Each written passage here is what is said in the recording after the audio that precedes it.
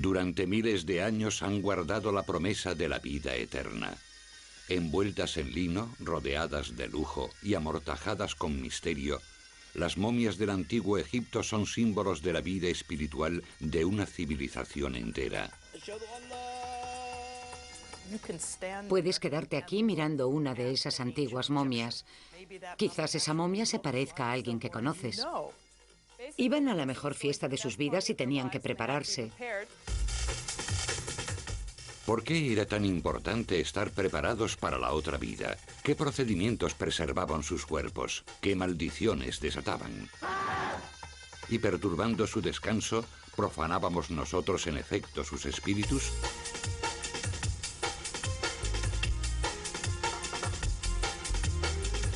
Misterios de Egipto. La tierra de las momias.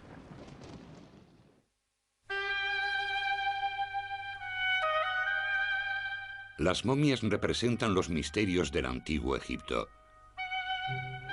Durante siglos han sido reverenciadas, robadas, saqueadas, trasladadas, exhibidas y analizadas con rayos X, demasiado para un descanso eterno. Las momias han fascinado a Occidente durante mucho tiempo. Hemos visto cómo el interés por ellas aumentaba desde el siglo XIX. 2 siglos después, las momias, las tumbas y las pirámides atrajeron a visitantes de todo el mundo. Pero a pesar de su accesibilidad, estas momias escondían muchos secretos en sus tumbas. Desvelar los misterios de las momias requiere un viaje al Egipto tal y como era hace 5000 años, una tierra de grandes contrastes. Las ricas y prósperas tierras de las orillas del río Nilo contrastan con los vientos del desierto. Los reyes egipcios, llamados faraones, disfrutaban de una riqueza y un poder inimaginables. El rey es importante, muy importante. Mucho más de lo que cualquier noble podría serlo nunca, ni siquiera aspirar a serlo. Tenemos informes muy interesantes donde se refleja que un oficial está muy orgulloso porque se le permite besar el pie del rey en lugar de besar la tierra. Mientras las criptas reales destacan sobre el árido desierto, la mayoría de los egipcios vivían en lugares mucho más modestos.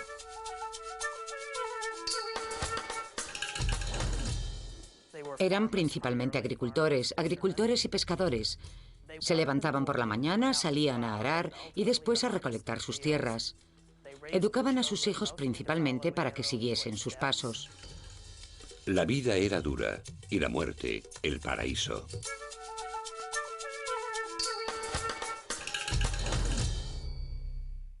Los egipcios tenían una sociedad con un sentido muy marcado de la dualidad.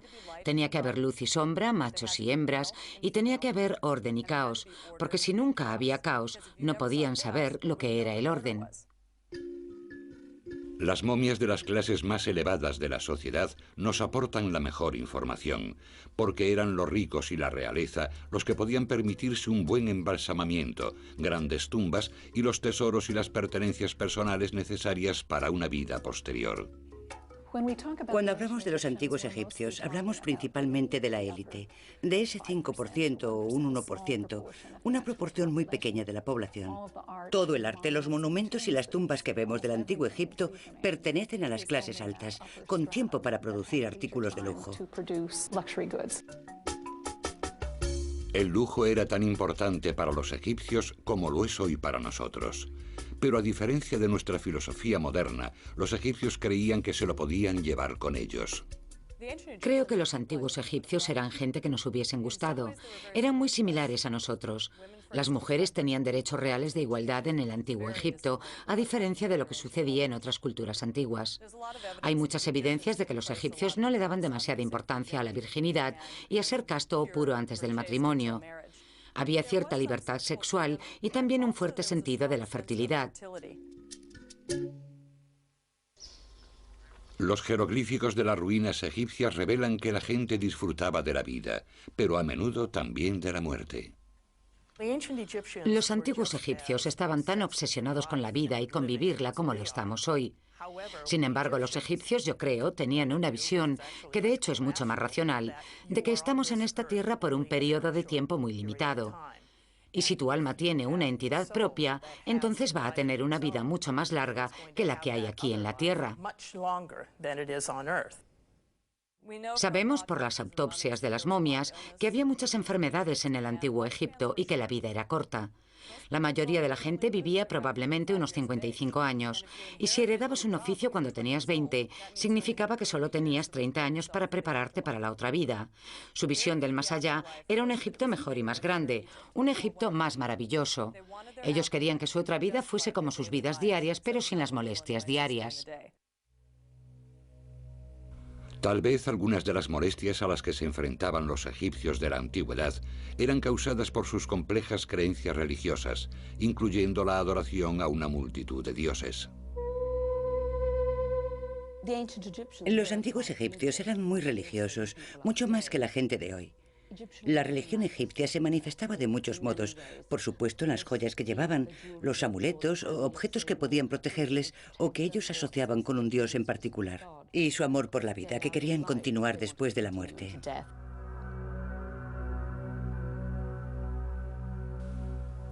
Lo mismo que Egipto estaba gobernado por el faraón, la otra vida estaba gobernada por el dios Osiris, cuya vida rivalizaba con cualquier comedia de intriga y erotismo.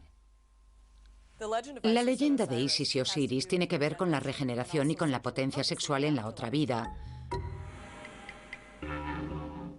Osiris y su hermano Set no duraron mucho. Set era un dios de caos y desorden, y finalmente Set eliminó a Osiris, y después de matarlo esparció sus restos por los 4 puntos de la tierra. Isis era una esposa muy hacendosa, y cruzando la tierra reunió todas las piezas de su esposo Osiris. Según la tradición de la religión egipcia, inventó la momificación. Juntó todas las piezas del cuerpo de Osiris otra vez, las ató con lino y después, digamos que mágicamente, lo revivió. Él estaba bastante interesado en su esposa Isis, y después de ser revivido mágicamente, tuvieron relaciones y nació su hijo Horus. Los egipcios celebraban su religión con un arte apasionado. Esta estatua es en realidad una estatua religiosa a pesar de su contenido erótico. Representa el momento de la concepción del dios Horus.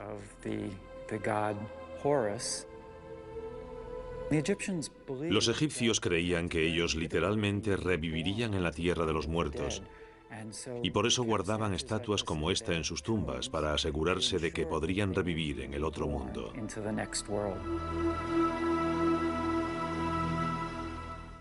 El cuerpo humano jugaba un papel crucial en el tránsito espiritual. Tenía que ser identificable para el espíritu en el otro lado, y por eso tenía que parecerse al difunto todo lo posible. Los egipcios ponían todo su talento y su habilidad en preservar a los muertos. Cuando Isis reconstruyó a Osiris en una sola pieza, seguramente tuvo que realizar alguna juntura. Las uniones de Osiris, por supuesto, nos llevan a las uniones de las momias. Lo que hizo Isis, además, fue recitarle algunos cantos mágicos. Los vendajes son manifestaciones físicas de los cantos mágicos que se recitan para proteger el cuerpo. Así que tenemos tanto un envoltorio metafórico como un envoltorio de vendas. El hecho de que los egipcios dedicasen tanta atención al vendaje de los muertos nos puede parecer un poco macabro y también fascinante e interesante.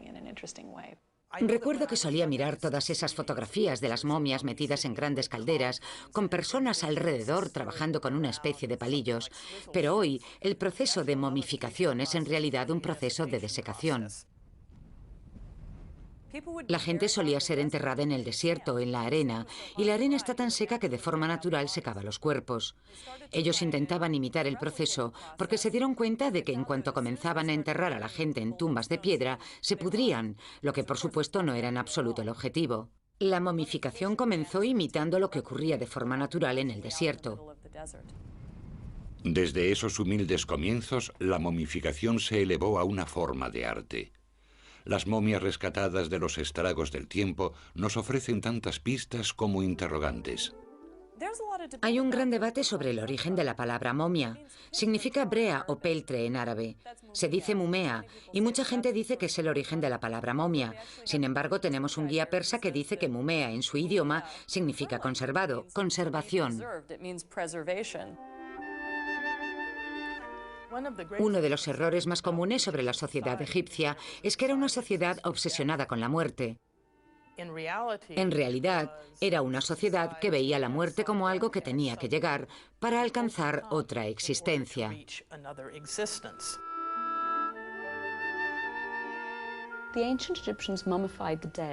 Querían que el cuerpo fuese habitado por su espíritu en la otra vida. La idea era que el yo completo era muy importante para la vida en el otro mundo.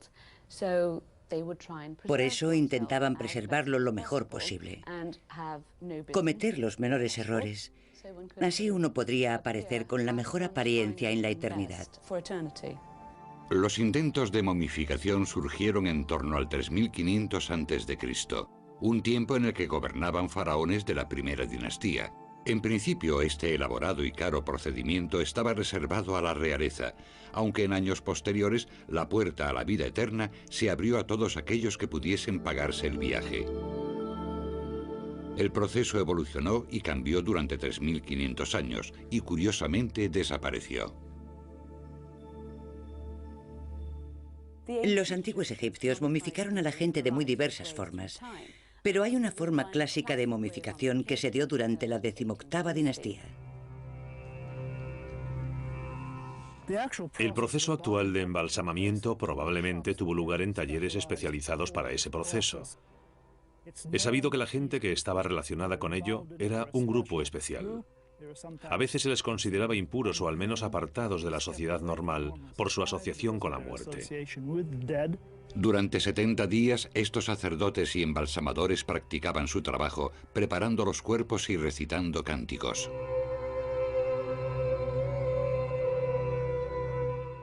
Este señor vivía en el antiguo Egipto hace al menos 2600 años. Cuando lo embalsamaron, lo trajeron a la casa de la momificación y allí lavaron su cuerpo. Lo primero que hacían los egipcios cuando llegaba un cadáver era quitarle el cerebro. Lo hacían a través de la nariz. Le daban un golpe en el tabique y retiraban el hueso. Después, con una especie de gancho de crochet, pero mucho más flexible, retiraban el cerebro. El sacerdote escribano marcaba una línea de unos 10 centímetros de largo sobre el abdomen. Lo hacía con tinta. Después otro sacerdote llegaba con una navaja de piedra. Era el cirujano y era el que hacía la incisión de 10 centímetros en el abdomen. Una vez retirado el lino se puede ver la incisión, que era sellada con resina, pero cuando el cuerpo y la piel se contraían y se secaban durante la momificación, la incisión se abría haciendo un agujero mucho mayor.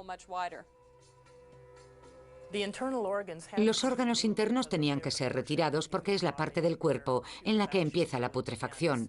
Por eso, todas las vísceras, los órganos internos de la cavidad torácica y abdominal se retiraban.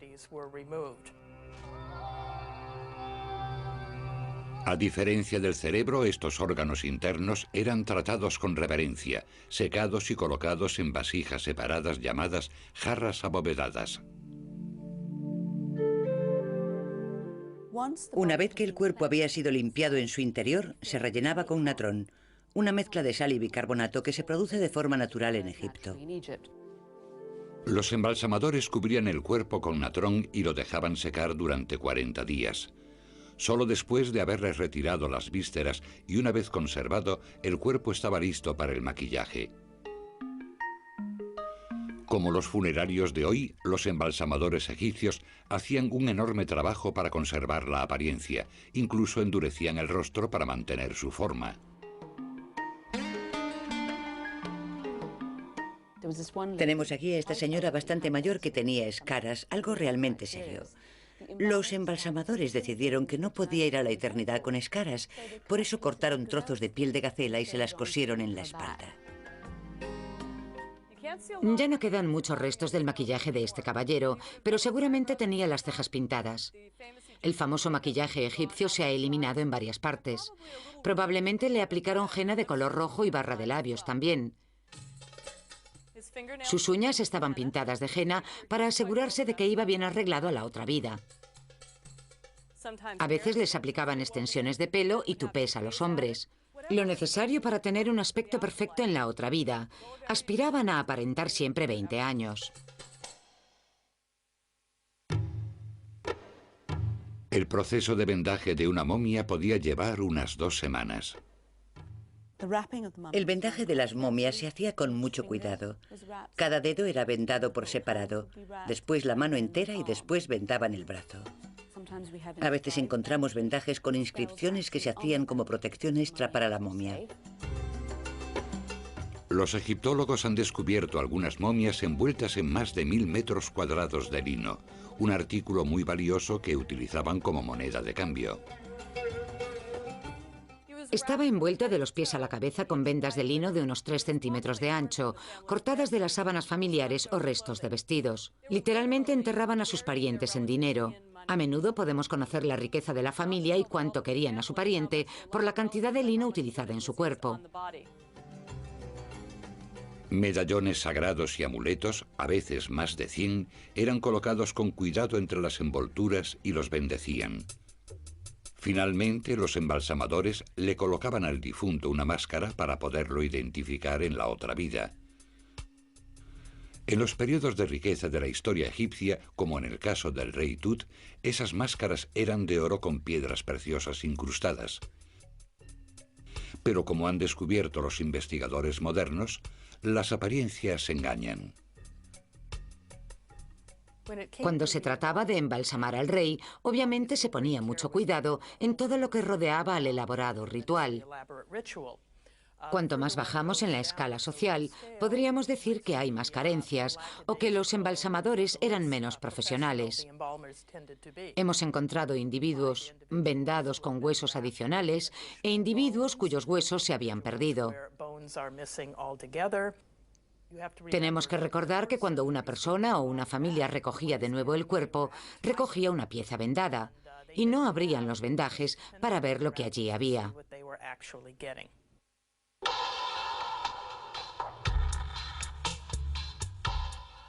La magia jugaba un papel clave para los antiguos egipcios en forma de rituales, letanías y amuletos sagrados. Durante 70 días, el embalsamador sacerdote especial preparaba cuidadosamente al difunto con toda la magia de la que era capaz, porque trascender a la otra vida no era una tarea fácil. Los egipcios creían que después de morir había un tiempo en el que tenían que caminar por un duro sendero, donde había puertas que había que traspasar, guardadas por un pequeño demonio que les hacía preguntas o realizar alguna tarea. Las pruebas y tribulaciones que aguardaban a los muertos merecían la pena, porque el destino final era espectacular. Si alguien podía superar con éxito a los espíritus del mal, una transformación espiritual grandiosa y misteriosa tendría lugar.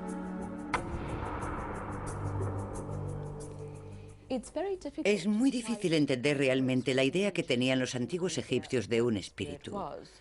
Hay 3 principales que nosotros sepamos: el Ka, el Ba y el Ak. Se supone que el Ka es como tu doble, y todos nacemos con este doble. El Ba surge cuando morimos y se representa como un pájaro con cabeza humana. El Ba puede revolotear por ahí y puede hacer diversas funciones. Y el último espíritu y el más complejo es el Ak.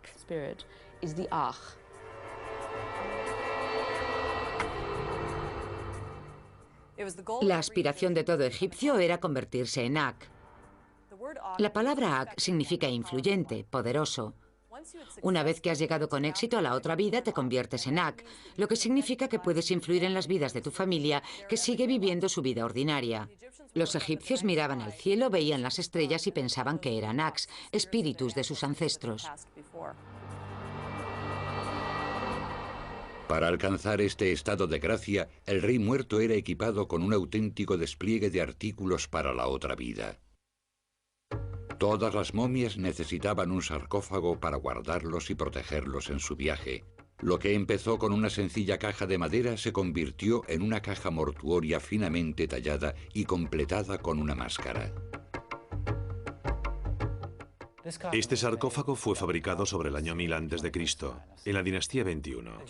Los sarcófagos egipcios se decoraban con escenas de situaciones que los egipcios esperaban que les sucederían en el otro mundo, también con textos de plegarias que recitarían en la siguiente vida.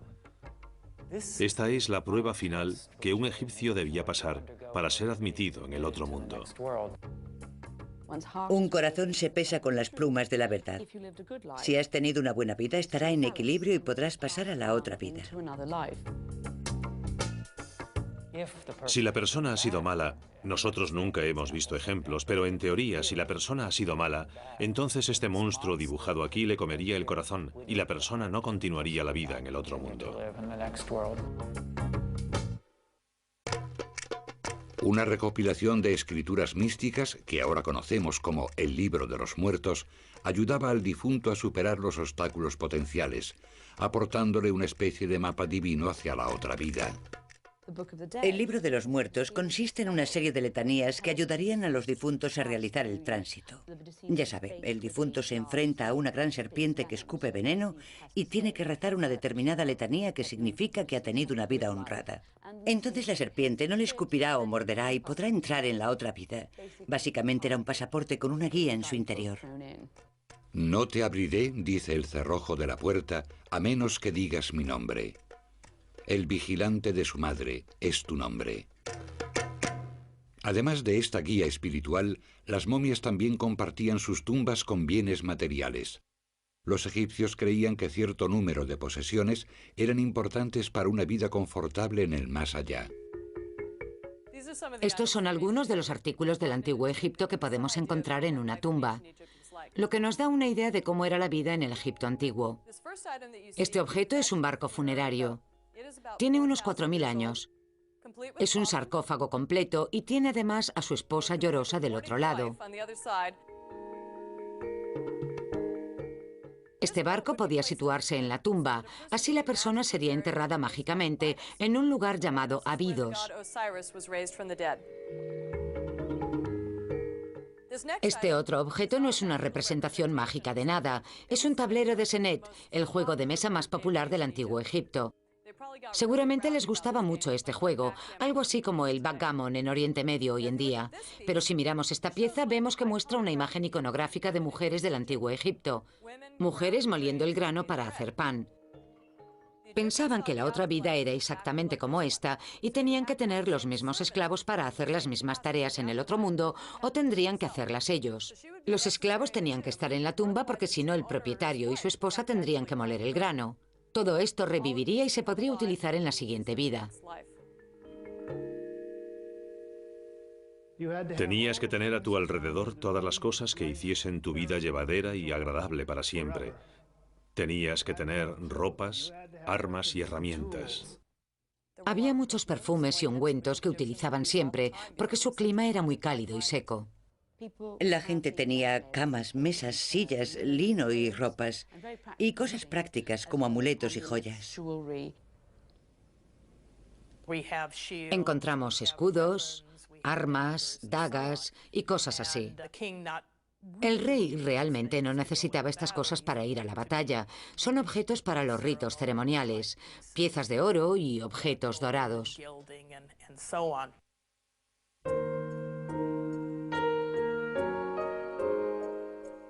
Con las ceremonias sagradas y los rituales mágicos, la momia había sido transformada.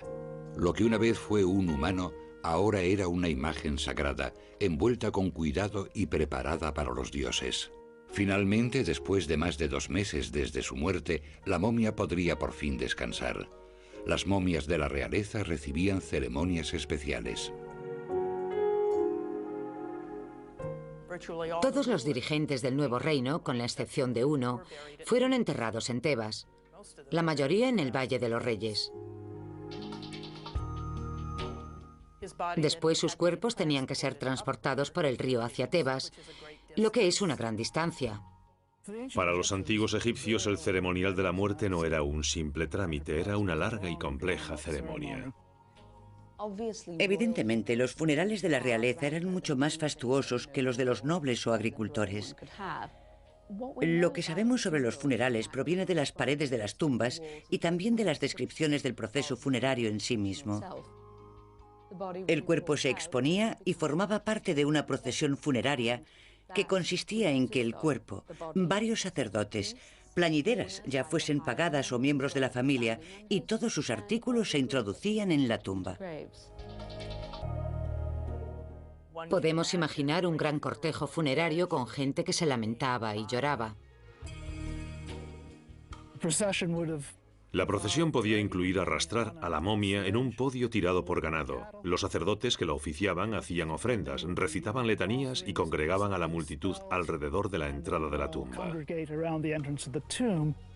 Fuera de la cripta, los vivos celebraban una fiesta final en honor de la momia. Después, todos los platos eran enterrados como ritual con todos los restos del proceso de momificación. Los egipcios habían hecho todo lo posible para enviar a su rey a un mundo mejor.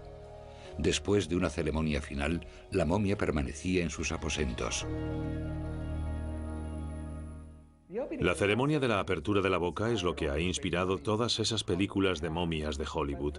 Pero para los antiguos egipcios no era revivir un cadáver, cosa que extrañaba a los arqueólogos, sino revivir los sentidos de un muerto para poder recibir ofrendas y vivir otra vez en la otra vida.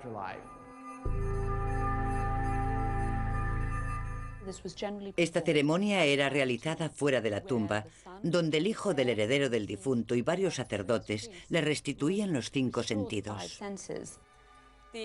Le tocaban los ojos sobre la máscara y decían, ya puedes ver otra vez.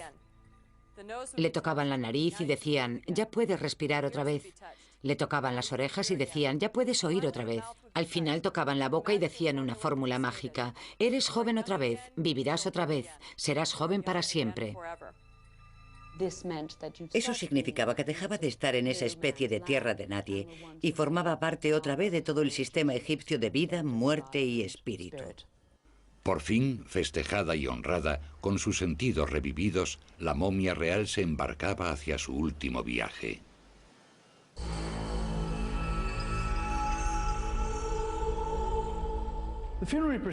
La procesión funeraria traía el cuerpo del rey hasta la tumba, acompañado por varios sacerdotes de diferentes clases que recitarían los cánticos adecuados para asegurar que el rey disfrutaría de la otra vida entre los dioses. Y traían el cuerpo hasta aquí en su ataúd, probablemente de oro, y lo colocaban aquí en este sarcófago, y el propio sarcófago se colocaba en este otro, un sarcófago de piedra, más grande, en el medio de la tumba. Aquí en el punto focal, con todas las escrituras místicas y la imaginería que decoraba las paredes. Se cerraban las puertas y los reyes partían hacia la eternidad. Al menos hasta que llegasen los próximos saqueadores de tumbas.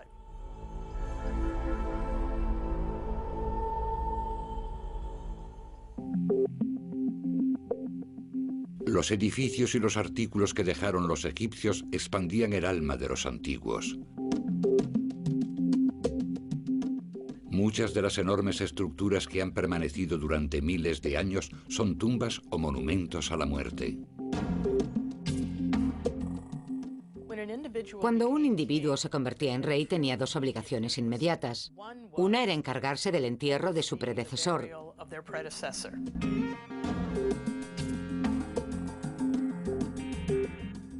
La otra, por supuesto, comenzar a planear su propia tumba con los ojos puestos en el futuro. Los egipcios creían que sus tumbas eran muy importantes porque el lugar donde vivían durante su vida duraba un corto periodo, pero la tumba duraba toda la eternidad. Por esa razón invertían, si tenían dinero, la mayor parte de su riqueza restante en construir estas tumbas y en decorarlas. Adquirían sarcófagos caros como estos de aquí. Estos objetos eran un símbolo de alto estatus, algo así como mi tumba es más grande que la tuya.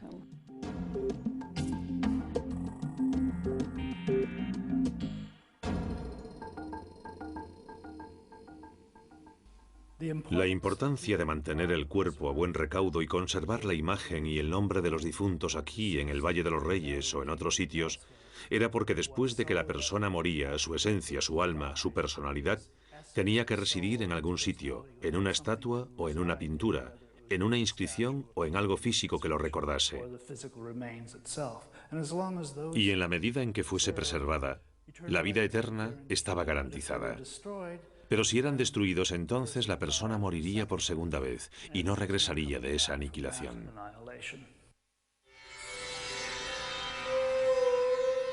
¿Fue el miedo a la aniquilación lo que llevó al rey Khufu a construir esta gran pirámide?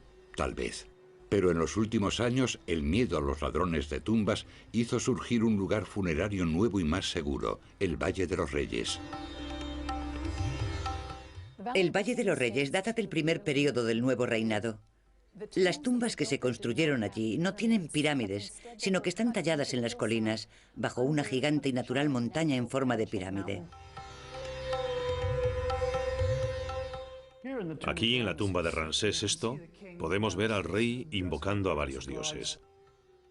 Esta tumba es una tumba real, típica del período ramsésico, que pertenece a las dinastías XIX y XX. Comienza con un largo pasillo que conduce a un salón de columnas, desde el cual se desciende a una cámara fúnebre.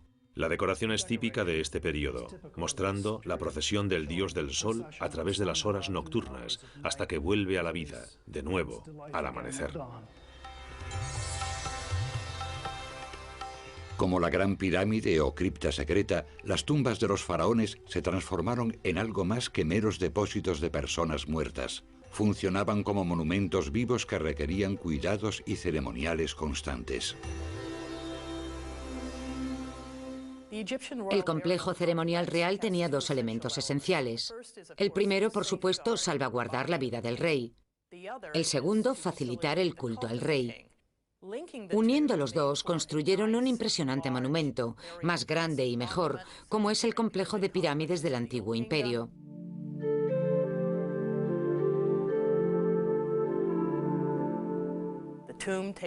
La tumba tiene forma de casa, y lo más importante es proteger al difunto y sus ofrendas alimenticias, sus libaciones y todo eso.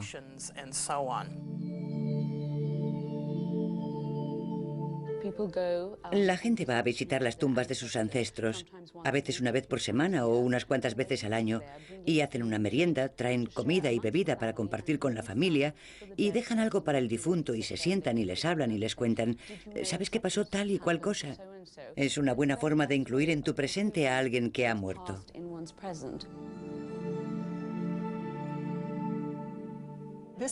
Esta es una vieja estela del antiguo imperio.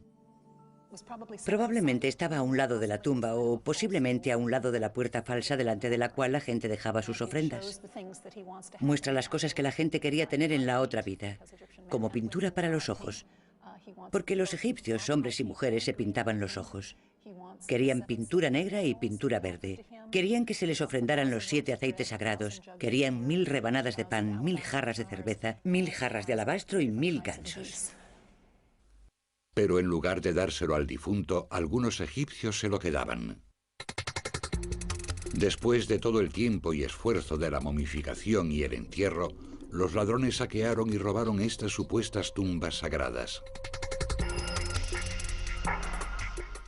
No es un misterio el por qué las pirámides fueron saqueadas. Les hubiese sido más fácil poner un letrero diciendo, hay un gran botín aquí dentro, mejor que construir una pirámide. Eso atrae a los ladrones. Ladrones de tumbas, ¿qué podríamos decir? Es la segunda o tercera profesión más antigua del mundo. Ya se practicaba en tiempos predinásticos y, por supuesto, la gente que entraba en esas tumbas se encontraba con gente disecada, pero personas posiblemente reconocibles.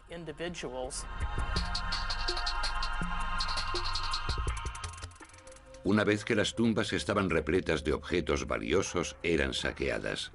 Y las momias que habían requerido meses de trabajo eran robadas para quitarles sus amuletos sagrados. Aquí estaba este tesoro, tirado al lado de la colina. Realmente se convirtió en algo importante para los oficiales y para muchos residentes de la necrópolis. No es casualidad que los miembros de la villa actual, de los fabricantes de tumbas, los que construyen tumbas actualmente, sepan, por supuesto, dónde están, al menos parte de los bandidos. Suponemos que los primeros robos en las tumbas no serían una entrada alegre, destrozándolo todo, sino más bien una incursión rápida y planeada. Entrarían en la tumba con un tiempo limitado porque hay seguridad fuera. Tal vez sobornaran a un guardia o dos para que les dejara un poco más de tiempo. Podemos imaginarnos a estas extrañas figuras en sus divanes mirándolos. Seguro que se pusieron nerviosos. Buscarían objetos fáciles de vender. No cogerían esta hermosa vasija con el nombre del rey Tut grabado porque la gente sabría inmediatamente que lo habrían robado. Buscarían oro. Los saqueadores tenían tanta creatividad como los constructores de pirámides y se las arreglaban para burlar las medidas de seguridad de cuando en cuando. Solían causar grandes daños en las tumbas. Destrozaban y quemaban momias, seguramente para evitar que los espíritus del rey les atacasen, pero también podían tener prisa porque habían burlado las medidas de seguridad y habían entrado en la cámara funeraria. Hubo casos de juicios en el antiguo Egipto de gente acusada de robar tumbas. El castigo por robar una tumba era extremadamente duro. Si entrabas en la tumba de alguien, corrías el riesgo de destrozar su otra vida por completo. Y eso para los egipcios era peor que un asesinato. Los ladrones de tumbas eran empalados. Los sentaban en un palo rígido hasta que morían. Eso es bastante malo.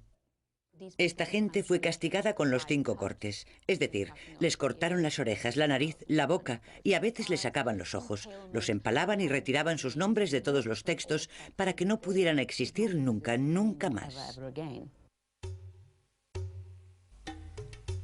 Un intento por proteger a los muertos de la gran oleada de robos de tumbas surgió a finales del Nuevo Imperio, cuando muchas momias reales fueron reenterradas en criptas en el Valle de los Reyes.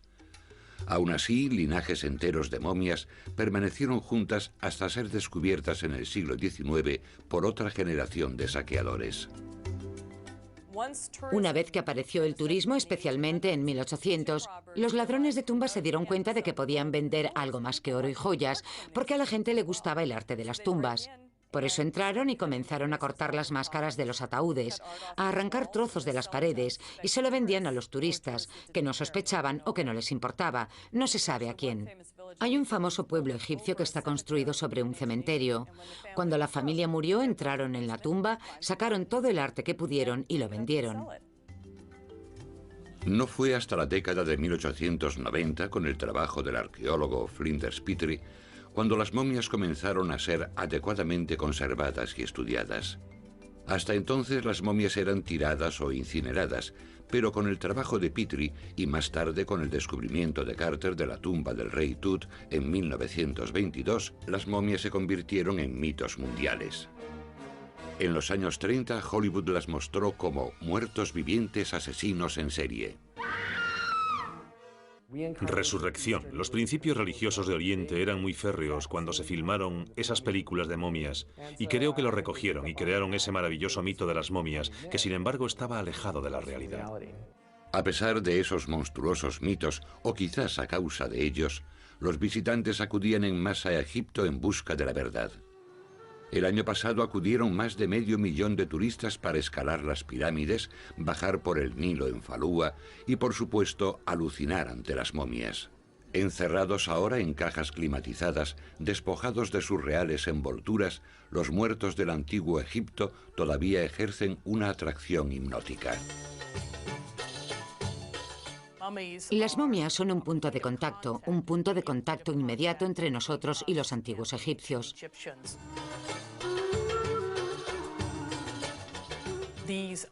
Son antiguos egipcios de un modo en el que sus estatuas, sus ataúdes, sus amuletos y sus templos no lo son.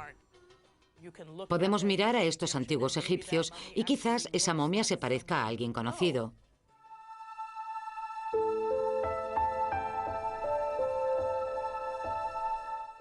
Esta es la momia de una antigua niña egipcia. Los rayos X muestran que murió entre los 4 y los 6 años de edad. Podemos ver que la máscara de oro está cubierta por una sustancia blanca. Es perfume que su madre vertió sobre la niña como el último acto del funeral, antes de que fuese enterrada para siempre. Podríamos saber el nombre de la niña si quitásemos las vendas, porque su nombre está grabado en algún sitio de estos vendajes. Sin embargo, no vamos a quitarle las vendas a la momia porque eso sería una profanación. Estaríamos quitándole el último regalo que la madre le entregó a su hija. Esta momia nos dice que sus padres la querían mucho, querían encontrar a su hija en la otra vida y querían que tuviese una vida maravillosa. Esta momificación fue el regalo de unos padres del antiguo Egipto a su hija hace 2000 años.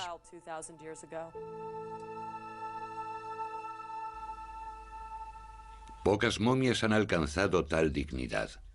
Los ladrones de tumbas saquearon todo tipo de valiosas momias. Otra cantidad incontable fue víctima de una extraña moda medieval.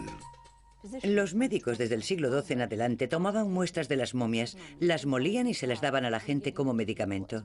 Esto sucedía en Europa.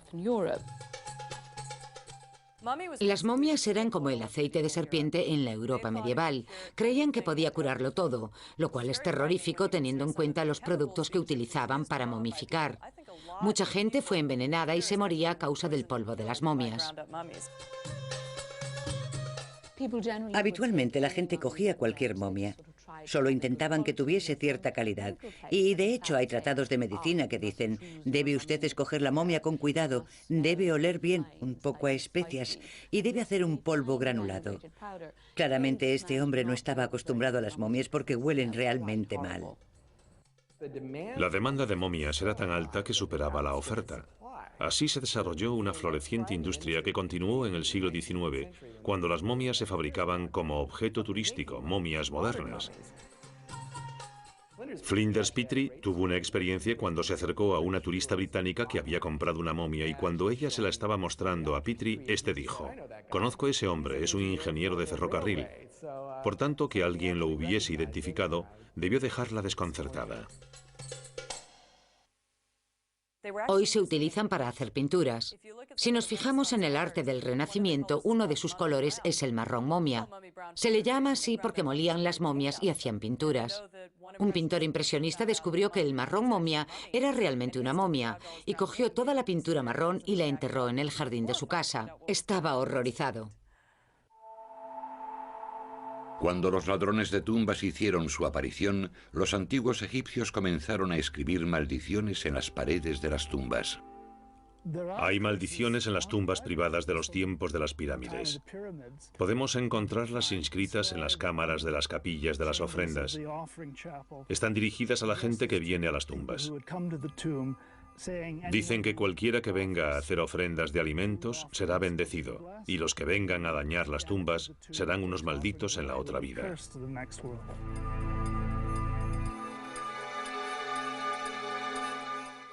Las maldiciones del antiguo Egipto que encontramos cerca de las tumbas son amenazas de castigos.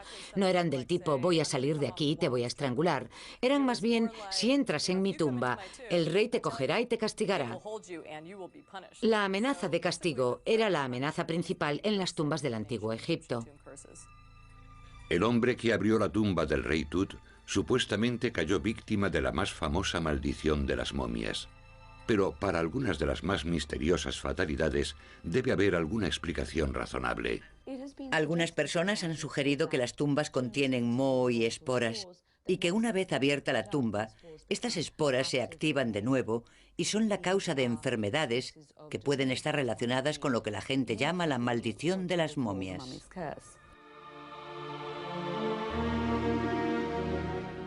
Aún así, el mito de la maldición de las momias se transmitió de generación en generación.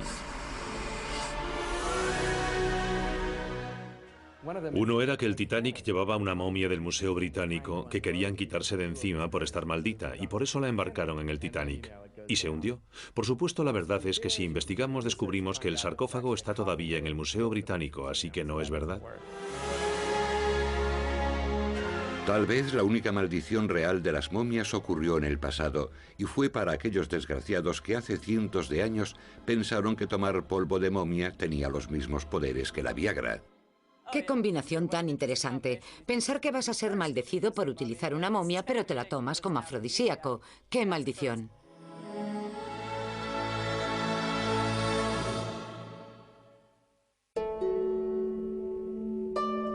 Es una suerte que muchas momias hayan escapado de ser convertidas en píldoras o pintura. A pesar de su largo silencio, estos ancestrales cuerpos todavía aportan mucha información a los egiptólogos.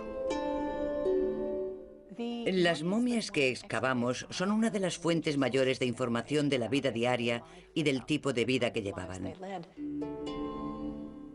La ciencia moderna les permite a los físicos y antropólogos sacar conclusiones sobre el tipo de trabajo que hacían y nos hablan de sus enfermedades. Pero yo creo que lo más interesante son estos hallazgos sobre la musculatura. El tipo de musculatura de la persona muerta nos cuenta la diferencia entre alguien que pasaba su vida moliendo grano y alguien que pasaba su vida corriendo para llevar y traer mensajes para el rey, o alguien que pasaba su vida sentado escribiendo papiros.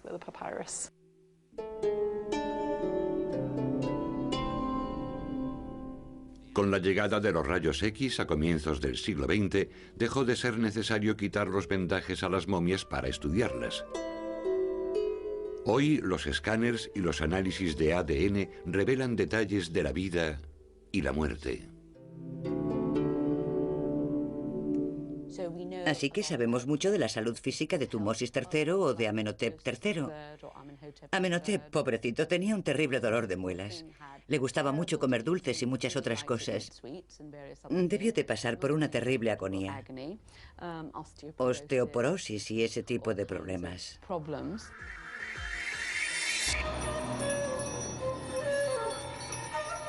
Las mismas momias que revelan tanto de la vida antigua también cuentan mucho sobre las actitudes de la vida actual.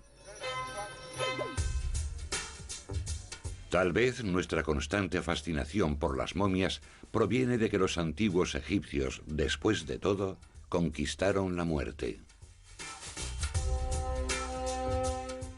La idea, creo yo, de que los antiguos egipcios eran un gran almacén que contenía conocimientos secretos, idea que los griegos difundieron, nunca nos ha abandonado. La gente siempre está buscando algo más de los valores espirituales que los antiguos egipcios nos pueden aportar. No creo que analizar las momias pudiera ser considerado una violación para los antiguos egipcios. Abrir una tumba podría ser una violación. Sin embargo, hay evidencias de que creían que una vez que el espíritu había llegado a salvo a la otra vida, la tumba y el cuerpo también habían conseguido su propósito. Así que no estoy segura de que los antiguos egipcios fuesen apaleados por abrir una tumba 2000 años después. Y también creo que ellos querrían ser entendidos. Además, si dices el nombre de alguien o si lees su ataúd en voz alta, le estás guiando a la otra vida. Cuidando de la otra persona, simplemente diciendo su nombre, estás dándole la oportunidad de ir a la otra vida. Amenhotep, Akenatón, Tutankamón. Gracias a las momias del antiguo Egipto, sus nombres se dicen y se leen todos los días, miles de años después de su muerte. Tras ellos dejaron tumbas y tesoros, magia y misterios, pirámides y rompecabezas. Y aunque estas momias nos cuentan muchas cosas de un mundo antiguo, ciertos aspectos cruciales permanecen obstinadamente en silencio. Una de las cosas que más les interesa a los egiptólogos es cómo sonaba su lenguaje, porque como no escribían las vocales, no sabemos cómo sonaban sus palabras, y hay muchos textos con juegos de palabras y cosas así que nos dificultan su entendimiento.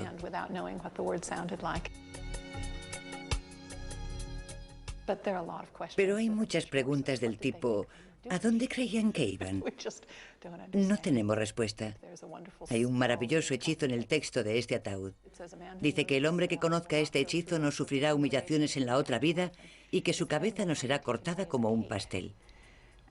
Y yo creo que cualquier persona occidental diría, ¿qué?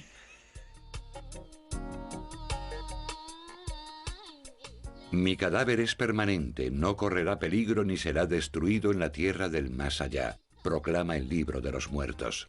Es posible que para algunos pocos elegidos de nuestros antiguos ancestros ese hechizo se haya hecho realidad.